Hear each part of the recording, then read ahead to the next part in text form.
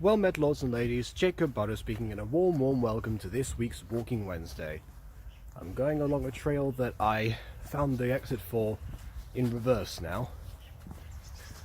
That's all you need to know, because of course this is one of the weeks where there is a lot to talk about, despite the fact that you didn't actually end up seeing that much of me this time. Then again, maybe that's the reason sometimes there's weeks to talk about, because the less you see of me, the more that you would like to know, because you don't know it already, I suppose. Anyways, so at the end of last week, I was actually, pretty quietly confident about a lot of things. The Christmas special was still underway, and we were going to start with the recordings of We Three Kings, the song that I have chosen for a particular choir section of the script. And yeah, that was what happened, partly. But then again, before that, we of course continued with I continued to collect stuff, but yeah, while people were submitting things, we didn't manage to arrange for people who want recording sessions in person, because sometimes when people don't necessarily aren't really that comfortable with the particular song, I will get on Restream with them and do some coaching, because I can separate tracks on Restream and also play the video so the audio is actually noticeable to them, and I can also vaguely hear what's going on. It's still out of sync because of how Restream works, but yeah, it's not nearly as bad as having to rely on Craig to try and sync up a bunch of things, only to then have a greater risk of losing the footage. So there is that. But of course, the improvements don't negate the fact that they're usually at least an hour-long sessions with a lot of stopping and starting. Because if it ends up being for the people who don't want to record themselves, it's usually because they're less confident in the song, and therefore more coaching is required. It's not a diss on them. I picked a song that I did not realize was so obscure in US territories as my personal favorite, because I think people know I'm a pretty big fan of the Three Wise Men, based on where I grew up, but that does not translate across the globe. So yeah, but anyway, that's we tried to arrange that a couple of times. There was especially because Shorty needed to do a solo. Shorty ended up recording himself, but at the time we were thinking, okay, because I just sent this now, let's book you in for a session. We'll try that. There were a couple of major delays, and so eventually he just submitted it himself and actually did pretty well. There's still a couple of hiccups, but nothing overly extreme. And more stuff that I think he's re-recording today, which means that I can make progress there, and also with the other people who wanted a session to themselves, one of whom even claimed the other solo. So it was all perfect. But yeah, it does mean that I have a lot of music stuff to go through at this point. But hey, it happens. Yeah,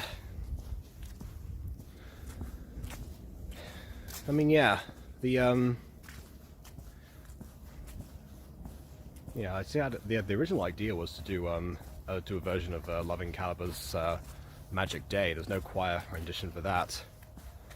I'm now wondering if I had put a metronome in front of them, if that would have even made a difference, or it would have just been a distracting ticking noise for them.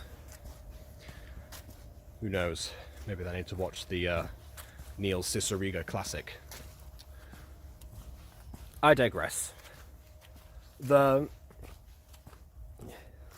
as far as streams went, of course, those went ahead because every time that there was a postponement, I said, okay, well, let's go ahead and stream something, because if I'm not doing one thing, then might as well do the other.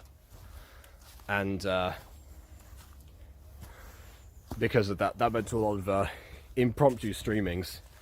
Like, Royal Fairy Academy is not supposed to be that soon either. But there was one thing that I had left for some time and had been delayed due to other circumstances, which I can't quite remember at this point. And that was Disco Pops. Disco Pops Revival, Episode 5. Now, to those who don't know about Disco Pops Revival Episode 5, you won't find it anymore. If you're looking this up right now, you will come up with we'll come up with a review, but no other results.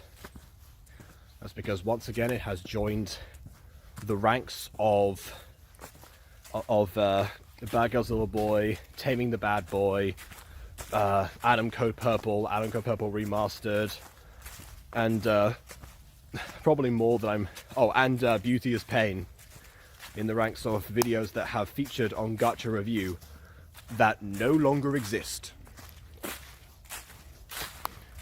So yeah, that was fun. But yeah, the reason this time, and the reason it have it in record time compared to, I said, wait, no, Bad Girls Little Boy still exists. No, I forgot. I stopped watching it. Feels like it's gone forever. But anyway, the other ones are gone. And so what happened was, starting from last week, Johnny, Wipeout Fan 18, announced that the next 2 episodes of Disco Pops Revival were going to be combined. I think he stated the reason was time. He wanted to do a double feature. It would be the longest gacha video he'd ever actually made, which was true. The double feature happened to be like 36 minutes combined. So yeah, it's longer than the longest Mutant Girl episode by a fair margin, actually. So yeah, nothing to scoff at there. Although, of course, my main question at the time was it worth it? Because the episodes were not split 50-50 down the middle, but imagining that they were, that would have been 18 minutes of this each for both of those episodes. And yeah, the other episodes in question of Disco Pops Revival, I know that one of them is 13 minutes, another one is 11 minutes, and I think the other one might actually be 18. And the now separated episode 4 is 26, which, yeah, that's more than double the first episode. I feel like that is probably enough to be considered a lengthy episode. I'm not entirely sure why Johnny thought he needed to expand one of them. Maybe the second one, maybe the original episode 5 was going to be too short, potentially, on its own. Even though, later on, I found out that in the notes it actually said that some of the idea of episode 5 was childhood memories. But some of the childhood memories were, from some of the pops, were cut due to time restraints, to not make the video too long. Which raises the question that if you have a video that you think is too short, why would you cut it so that it doesn't end up being too long? Just include the stuff that you were going to include anyway. But as it turns out, people have seen the video, that became the least of episode 5's concerns. And yeah, so now I guess it's time to into that. So I didn't review both episodes at the same time. That was my original intention, again, to see if they actually work as a double feature, and it wasn't just, you know, a clear split between the two. As it turns out, it was. But yeah, the main reason we didn't end up reviewing the full double feature was because episode 4, we spent so long going through, like, picking apart, like, everything that that was everything that was wrong with it, and the stuff that was right too, but mostly the stuff that was wrong with it, that eventually the stream ended up going for like 3.5 hours. And so I was like, yeah, I need to cut this here. Good thing it's a double feature, we can pick this up. There was a convenient title card, so Johnny left the title cards in. He just, again, spliced the videos together. Which, not to say that I have not done that in the past. There's the 3 movie edits of Mutant Girl, if you include Through Her Eyes. Which, yeah, some people... I'm hoping some people remember that exists, actually, because it's sort of faded now, if you think about it. Oh well, it happens. Or at least no one's talking about it too much. Even we're not. Yeah. Now that I think about it, that's actually might be a problem to address. But you know what, that's thing for later. What I want to talk about it now, again, episode 5. So episode 4, we didn't enjoy all that much, but it was on the same level of not enjoyment as, you know, some of the other, let's say, fun trash that we end up running into. There was a few bits of outrage on the behalf of, I think it was Aiden and KW who were in that video particularly, and also Ghosty, as far as the Miraculous Ladybug content, because if people don't know, 2 of the pops are descended from 4 of the main protagonists in Miraculous Ladybug. That's part of where the fandom content came in. If you remember, Johnny was the one who introduced a lot of fandom concepts and connections into the world that Eli created for the jazz pops. Which is interesting because I hope that the two of them discussed how, with Disco Pop's, the original one, gone, there's lots of retcons that need to be had. Not really sure. I think they have, because there was some stuff like the cruise ship that ended up being discussed. There's also differing opinions on, like, you know, the death of Gabriel Agreste, which is not a spoiler for Miraculous Ladybug. That's a thing that has happened in Johnny's universe, but it's happened in 3 separate ways that I can think of. One where apparently he passed away a year ago in canon. Another one where he was on the cruise that sank 10 years ago. And another where apparently it happened before, as of episode 5, when the kids were born. So yeah, not really sure about what direction to take that in. It's kind of not really sure. But as again, the episode's been deleted, so that one we can probably just chart up to. I don't know what really. Lapse in judgment? Yeah, that works. That makes sense. So yeah, but again, that turns out, all those things turn out to be the least of the concerns of the series, of the episode. So while Disco Pop's episode 4 was, you know, it was like a little bit of a, you know, pull your hair out situation, depending on how much of a fan of Miraculous you are, Disco Pop's episode 5 I thought was going to be a return to form. You know, not exactly devoid of logical errors, because it wouldn't be a Johnny video without those, in all honesty. But there was also, but yeah, like it went into territories that were actually problematic. So I suggest to people watching this to read the content warnings that are coming up in the description, because this is where they actually start to apply. Because I'm going to have to go into some topics that can actually be triggering to people. Because, well, the video did. I was going to go that way, but I'm not staying near that van. Right. And it's reversing, of course it is. Okay, yeah, back down here. Right. Why is it reversing so much? Oh, it's because there's another van after it. Good grief. All that progress. And go past. Okay, there we go. Now I'll talk about the triggering topics.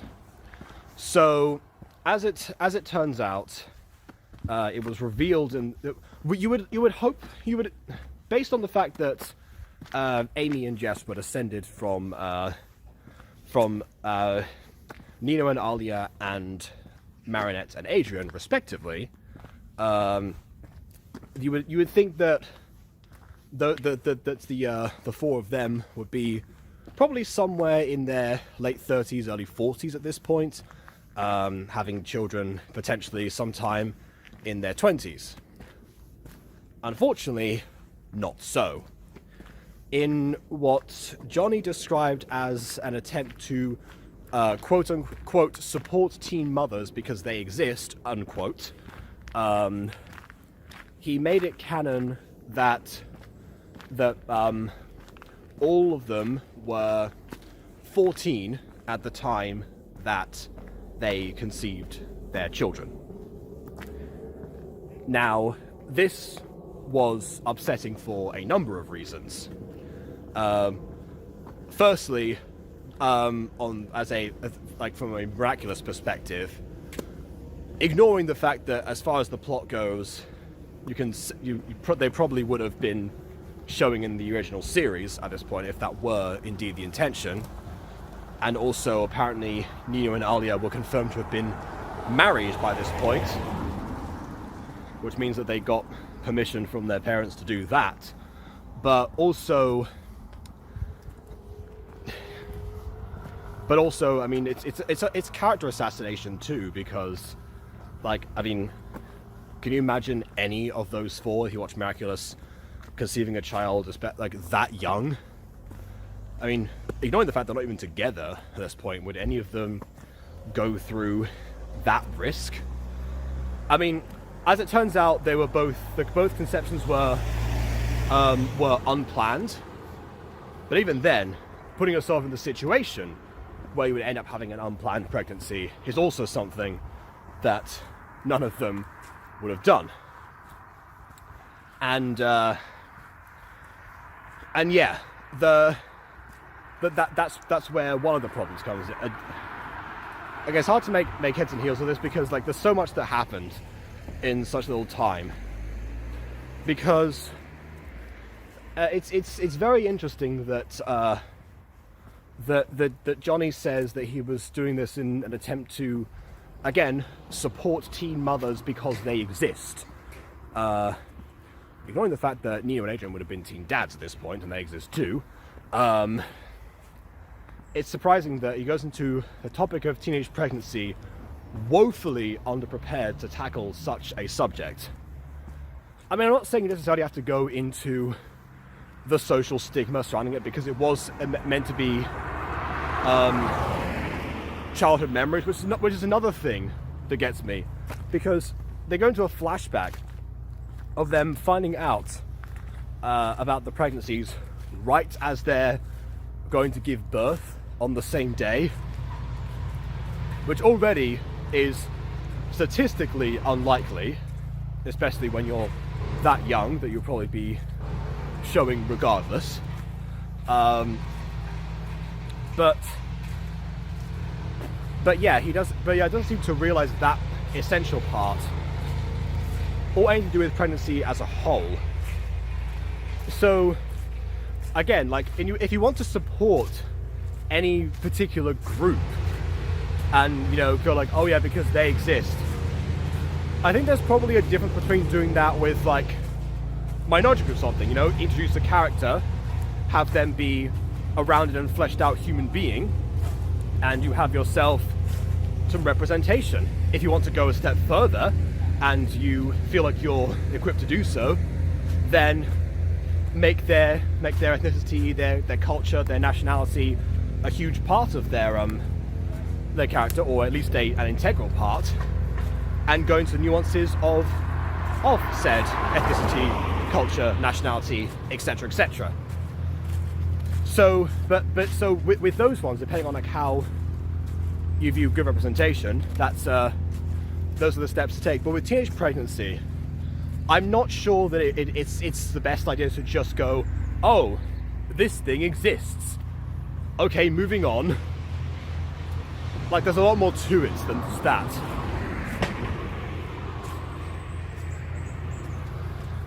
And yeah, that becomes an issue when you're trying to pull that, you know, that kind of message in the first place.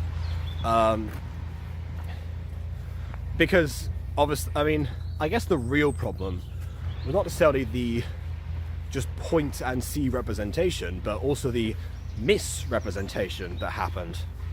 Because again, they only start experiencing one bout of morning sickness, marinalia this is, by the way, and then immediately they rush to the hospital saying like, oh, the baby is coming. You know, ignoring the fact that you would have, you know, a lot of preparation time usually before ending up in that situation. So yeah, so they just seem to show up there. I understand why he, you know, skipped the birthing process, because I feel like the gacha community has seen enough of those. Thank you very much. In fact, if anything, I skipped the birthing process of the economically pregnant character that I had in a gacha video. But yeah, but as for everything else, they seem remarkably calm. The babies are able to immediately get up and there seem to be, you know, there's no like complications, there's no like tearing, no nothing really. They also show up as the superheroes as well, which is going to be a very interesting thing for their, you know, secret identities if that ends up being revealed. You know, hey, Ladybug and Rena Rouge both checked into a hospital today and gave birth together, and coincidentally Marinette Dupont-Cheng and Alia Césaire both have new babies, and no one makes a connection at all. I don't think so. I know that the person who looks the most into Ladybug and like the life of the superheroes in Paris is one of the people who was in the hospital in the universe, but I feel like at least, I don't know, like Nadia Chamak would probably have like a news report on that. I don't know. Mayor Bourgeois would declare some sort of national holiday. Whatever. I mean, supposedly Johnny is a much more avid fan of Miraculous than I am, and I'm just throwing off concepts that come to my head right now as I speak. It reminds me of what Masako X said one time. Wait before you create. That's normally what I would have said to Johnny, as in, you know, wait until you have the information, you know how the thing that you're adapting actually works, and you can then properly... Masako was talking about like creating OCs, which I suppose in a way Johnny actually did in this context, but also about like the characters themselves. I think it applies in both situations. You know, where you want to like have your OCs have a natural fit into the universe, but also you want to be able to show the universe in the way that it would naturally fit. So I think it works both ways here. But yeah, so I guess you know, Ladybug and Rena Rouge both end up having Carapace and Cat Noir's children, not in that order, and who end up being born with no complications, and they acquire sentience at a rate akin to that of Renesmee from Twilight. So, not the best.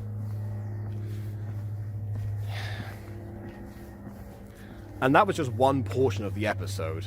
So we went from, again, taking four beloved characters, having them represent teen pregnancy without really going into any of the details of that. Then again, it wasn't meant to be about them either. The episode is called Childhood Memories because it was supposed to be the memories of the actual disco pops, as in, like, you know, the babies being born in that moment. And so, yeah, I guess if they can walk and talk that quickly after being born, that it might be reasonable that they would be able to recall those core childhood memories.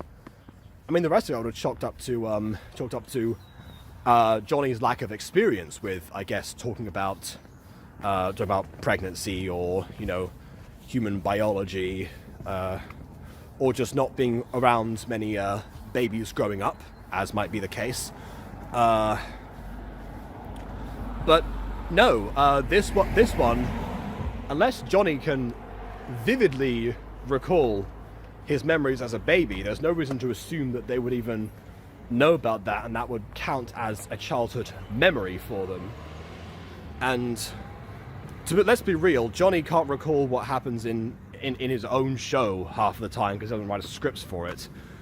So if by like 4 episodes time there was already plot holes, now 5 obviously, back to 4, then I don't really trust, you know, his memory from insert number of years ago. I know how old Johnny is, but I'm not going to say it on camera. Yeah, just not going to happen.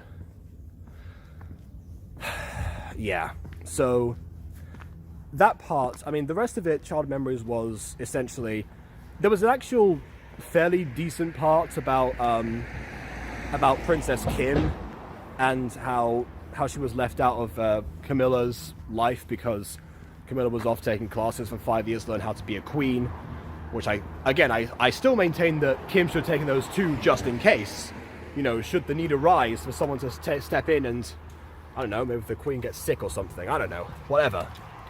But yeah, like, that at least made sense as an idea, as an event that would have shaped her from her childhood, and thus to be included from the memories.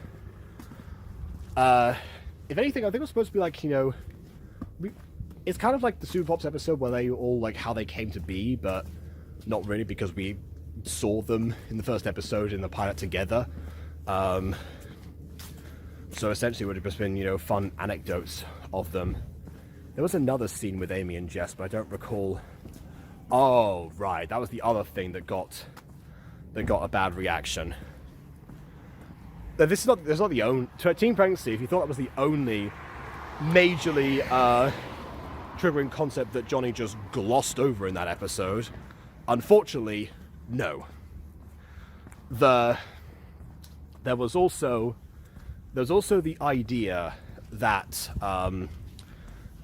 that there was, like, carried over from episode 4 that really annoyed me a lot, where Ladybug mentioned a couple of times, you know, that specifically in reference, like, when Jess got hurt in the previous episode, and also in this episode, Jess, I think herself mentions it, that she's the only biological child that Ladybug and Cat Noir have, which I will say, thank goodness, because we know that she canonically has at least one older sister. I think she has 2, actually. So I'm going to assume that they were adopted at an older age. So they've been in the family for less time, but they're still older by, you know, birth. Yeah, that checks out. And it also doesn't mean that, you know, they conceived even younger, because quite frankly, that's even more harrowing a concept, but also makes no sense because they wouldn't have met by then. Yeah. Yeah, but the reason that annoyed me that got brought up is because it was brought up in the context of, oh my goodness, I really hope she's okay. She's the only one made naturally, or something like that was a reason for like an extra connection, and I hadn't really felt in that particular way since like a class, like a social ethics class from way back in the day in secondary school. And what I mean by that is, okay, hold on, there's lots of stuff happening. I'm going to turn around. I'll go down here. Yeah, so if people don't know, I'm adopted, and so the reason I bring that up is because in that social ethics class we were talking about, it came up to the conversation about we talk about controversial topics there and try to get people talking in some way, which obviously when you're a teenager is not exactly the best approach, because a lot of them just end up having like really short points with no real elaboration, which you kind of expect. But yeah, people threw out the idea that they would be more connected to biological children if they didn't than they would with adoptive children, because I guess going through the birthing process like bonds you with whatever. And I can say that's not necessarily it. I mean, the moment that my mum knew was when I was placed in her arms for the first time, and I assume it's the same for my dad. He has told the story less, but because my mum was asked deliberately by someone, how long did it take for you to love your child? And then she says, I knew right away. That's why I know from her perspective.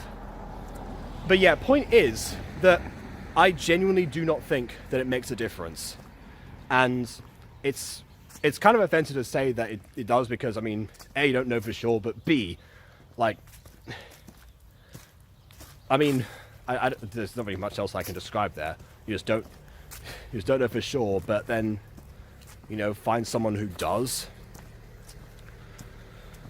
The same thing with teen pregnancy. I mean, you're going to try and present pregnancy, but you have clearly not paid attention in health or science class, because I learned about pregnancy when I was in primary school. I mean, I knew it was a thing way before that, obviously. I think I was like 3 when I learned that it was a concept, because I happened to ask my mum very early on at that age where babies came from, and yeah, she gave me like a very simple explanation. Babies come from the womb. She said it was inside the mummy's tummy. That was a deliberate quote from her. I thankfully didn't question the father's involvement. Just like, oh, there's a baby. That's it. Okay, whatever. I'm 3. I understand that. Thank you. And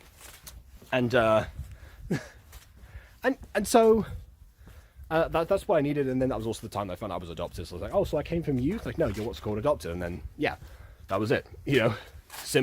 2 very simple conversations, but yeah, done in a way that a little 3-year-old can understand. Voila. Yeah, no need for going to the store, whatever Afmal was implying was what she thought at that age. Not really sure about that one. Yeah, what was I gonna say? I'm running out of time to talk about this. There's like so much else I want to say about like disco pops and about We Three Kings, and I'm gonna have to make a cleanse of storage on this phone in order to carry on. But yeah, back on topic. The other thing was that the other childhood memory was with Jess going over when she found out about the once again retconned death of Gabriel and how that made her sad. But then she was like, oh wait, but that wasn't Gabriel Monarch. Isn't it a good thing that he is dead? Which is not something you can really say to a family member at that point, because I mean, you just don't know. I mean, people have complicated relationships with their relatives, and I know that KW brought up her own story, which I will not repeat here, but you can go watch the video to find out about that. So that was 3 separate accounts where none of us were left with a good taste in our mouths for very personal reasons, but also in general. As far as I'm aware, none of us have had like first-hand exposure to teen pregnancy, but then again, I didn't ask, so maybe we did. Maybe some of us did, I don't know. But yeah, it's not something you can just... those ideas and those sentences, like, you know, they're not said with the tact or with the knowledge that they actually deserve to be conveyed with, which is eventually why KW suggested the video should be deleted. Knowing Johnny, that was always on the table anyway, and so over the next couple of days, he actually was making posts about, should I delete the Disco Pops episode? Should I remake it? He was also considering ending the entire show. Now again, I want to be clear that Gacha Review is never about trying to get someone to delete their own content. I never want to be like, oh, you know, you should stop posting this, you should blah blah blah. Because I know there's a lot of people that say horrendous stuff, especially to Gacha tubers nowadays, but even in general. I remember when commentary YouTubers were on the rise in 2016, there was a lot of telling people, you know, KYS or drink bleach or blah blah blah blah blah, you know, go off the internet. I don't want to do that. The reason I review videos is, well, honestly, to have a good time doing so, but also because I think that I hopefully people can learn something from that. I mean, it could be the person creating the video, because a lot of the time the creators themselves will watch the content, not always, but sometimes. But also maybe the audience can learn something, or, you know, I can learn something. You know, we can all try to look at this stuff and, you know, hopefully, you know, improve going forward, because I want people to actually continue. And unfortunately, again, I didn't know what to say to Johnny at first. I mean, Nino, the kind-hearted kid, I haven't talked about him on stream yet, but, well, he's on stream, I've talked about him on Walking Wednesday yet, I mean.